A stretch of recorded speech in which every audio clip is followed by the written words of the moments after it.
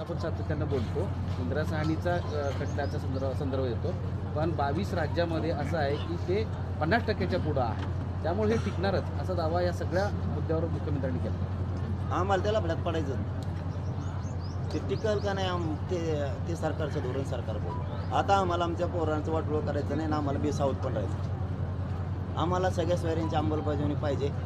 त्याच्यासाठी उद्या 12 वाजता बैठक आहे. आम्ही आमच्या पुढच्या आंदोलनाची दिशा ठरवणार आहेत, शांततेत होणार आहे. ते त्यांच्या शब्दापासून हटत नाहीत तर आम्ही सुद्धा आमच्या आंदोलनापासून हटत, कारण त्यांनी अंमलबजावणी करणं गरजेचं होतं. आपण आजपासून सरकारच्या सलाईन सगळ्या बंद केल्या. हे तुमचे सलाईन लगेच काढून आम्ही उद्या त्याला ठरवणार आहेत तुमच्या, कारण आम्ही आमच्या लेकरांसाठी आम्हाला काय बोलतो. पण आता 6 महिन्यांचा वेळ झाला आहे, तुम्ही सातत्याने सांगताय. आता पुन्हा सरकार म्हणतंय की हरकतींचा अभ्यास करावा लागेल. निवडणुका होईपर्यंत सरकार वेळ काढूपणा करते असं वाटतंय का तुम्हाला? निवडणुकांसाठी सातत्याने वेळ वाढवून मागितला जातोय का? तोपर्यंत मराठा समाजाच्या संदर्भात निर्णय दिला जात नाही. सगळ्या स्वाऱ्यांच्या बाबत मुख्यमंत्री साहेबाला कोणतरी काम करू देत नाही. म्हणजे मुख्यमंत्री साहेबांना करायचं परंतु कोणीतरी करू देत नाही असं तुमचं? 100%. त्यामुळं आम्हाला आमच्या सगळ्या स्वाऱ्यांची व्याख्या आणि आमच्या व्याख्यासह आम्हाला ओबीसीला टिकणारं आरक्षण पाहिजे. त्याशिवाय आपण आंदोलनाला घेतलं आणि इथून पुढे हटणार नाही. माझा मायबाप मराठा समाजाला दिलेला शब्द पाळणार. वेळेप्रसंगी जीव गेला तरी चालत, पण आपण हटू शकत नाही. कोण करू देत नाही? मागे बी तुम्ही एकदा असं म्हटलं, वेळ लागतो. त्यांची स्वतःची व्यक्तिगत इच्छा आहे. असं कोण आहेत ते झाले तुम्ही शुक्राचार्य मुख्यमंत्री? आता तर उद्यापासून आमच्या आंदोलनाची दिशा ठरली की सगळं उघडं होणार. आत्ता या क्षणाला भुजबळ बोलत होते. भुजबळ असं म्हणालेत की मला आरक्षणाचा विरोध करायचा नाही, पण जरांगे मला धमक्या देतात. मुख्यमंत्री उपमुख्यमंत्री यांना आईवरून शिव्या दिल्या.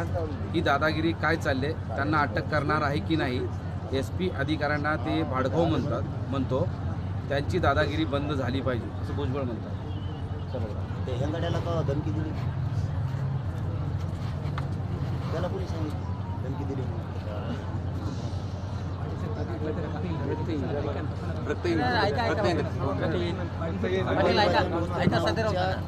डॉक्टरकडून काढून घेऊन आपण डॉक्टरकडून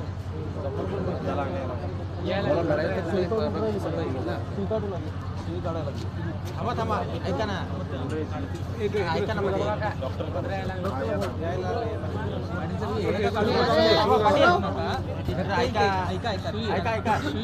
पाटील ऐका तसं नका काढू.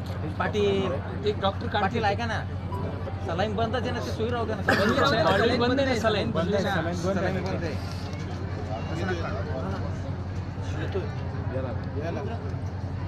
आता अंमलबजावणी सगळ्या सोयऱ्यांची, बाकीचं बोलायचंच नाही. तुम्ही तर आता सिरीज पण काढून टाकतो. दिलेल्या आरक्षणाचं आम्ही स्वागत केलं, परंतु मराठ्यांची ती मागणी नाही. मराठ्यांची मागणी ओबीसीतून आमचं हक्काचं आरक्षण त्यासाठी पाहिजे आणि अंमलबजावणीसाठी या समाजासाठी जीव द्यायची वेळ आली तरी हरकत नाही. मी हटू शकत नाही, पण गोरगरिबांच्या लेकराचं कल्याण करायचं आम्हाला आणि माझा मराठा समाजही. आम्ही उद्या त्याला निर्णय घेऊन पुढील आंदोलनाची दिशा फायनल ठरवणार. उद्योग आहे सरकारबद्दल का मनात असं वाटतंय की इतका लढा देऊन सुद्धा तुमची जी मागणी आहे ती पूर्ण झालेली नाही? कुठं की राग नेमकी भावना काय?